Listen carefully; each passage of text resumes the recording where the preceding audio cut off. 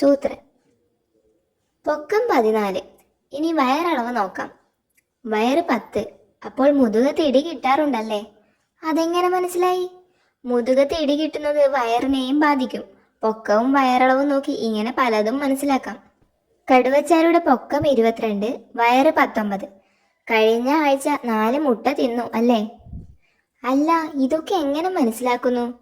ഇതാണ് വള്ളി വിധി. വള്ളിയിലെ നമ്പർ നോക്കി അളവറിയും, അളവ് നോക്കി വിധി പറയും. എങ്കിലേ നമുക്കിതൊരു ബിസിനസ് ആക്കാം. ഹിഹി.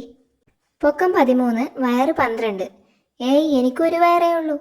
മീൻ തിന്നിട്ടുണ്ടല്ലേ? അത് നിർത്തണം. അത് വെള്ളം കുടിച്ചപ്പോൾ അകത്ത് കയറിയതാ. പൊക്കം 28, വയറ് 20. തനിക്ക് കല്ലേറ് കൊണ്ടിട്ടുണ്ടല്ലോ. ആരെങ്കിലും എറിഞ്ഞു കാണും, പക്ഷേ ഞാൻ അറിഞ്ഞിട്ടില്ല. താൻ മുള്ളു പറിച്ചിട്ട് വാ, അല്ലെങ്കിൽ വള്ളി പൊട്ടും. ഇതിലെവിടെയാ തന്റെ വയറ്? കൃത്യമായി അടയാളപ്പെടുത്തിയിട്ട് വാ. ഭയങ്കര വെയിൽ, ഞാൻ അകത്തിരിക്കാം. നിങ്ങൾ ആരെങ്കിലും അളന്ന് നമ്പർ പറഞ്ഞാൽ മതി. വിധി ഞാൻ പറയാം.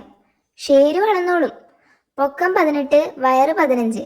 മുട്ട തിന്നുമ്പോ പുഴുങ്ങി തിന്നാൻ പറ. പൊക്കം 15, വയറ് 8. തലചുറ്റൽ കാണും, വടികുത്തി നടക്കാൻ പറ. ഒരു വിനോദസഞ്ചാരി വന്നിട്ടുണ്ട്, അളക്കട്ടെ? അളന്നിട്ട് പറ. പൊക്കം 22, വയറ് 38. 38ഓ?